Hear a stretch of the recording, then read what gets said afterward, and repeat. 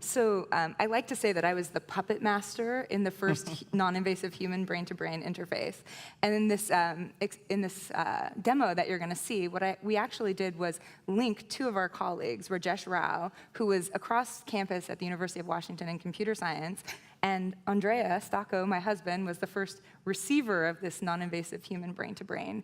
And what we did, essentially, was use a similar technology to what Miguel has been talking about, human brain-computer interface, to detect in the sender the intention to move his hand. So Dr. Rao was across campus in computer science, and he was actually watching a video game. But he didn't have any way of interacting with the video game. So he had no joystick. He just had a video game in which airplanes or missiles fly by. And what Dr. Rao needed to do, so you can see Dr. Rao on the left, we're recording his EEG. What he needed to do was think about moving his hand. He couldn't move his hand at all. He needed to just think about moving his hand to press a button. That's the EEG lighting up there, and he's sitting in a very comfortable chair getting ready. And there's Andrea, and like a good wife, I'm getting ready to stimulate his brain. You can see his hand is over the joystick, essentially.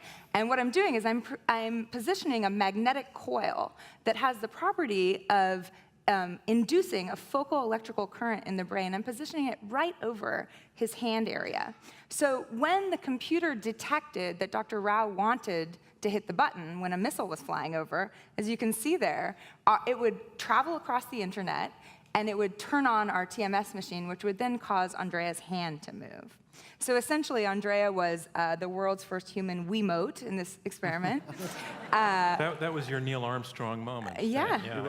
Just to make clear, there's that round donut-shaped metal object above your head. That's beaming in a magnetic signal. That is correct. These are magnetic which fields is triggered by a computer, which is triggered by the signals from Dr. Rao's Absolutely. brain. Okay. That is correct. This is actually the very first time this happened. I still remember, this was August in 2013, the first time we actually made it work.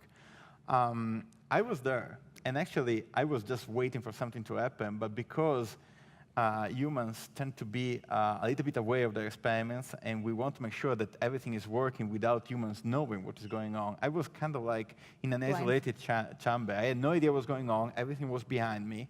The experimenters were all behind me. I had noise cancellation earphones, so I couldn't even hear the tiny clicks that this machine makes. That was a detail I left out. He couldn't see or hear the game. Absolutely anything.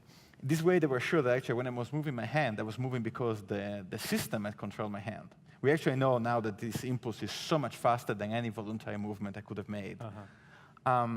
Anyway, I was there, and I remember wondering all the time, when is it going to happen? Am I going to feel anything? Is it going to work? Is it ever going to work?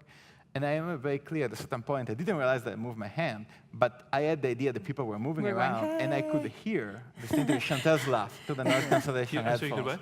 Chantal's laugh. Oh, you could hear her laugh. Yeah. And I realized it must have worked.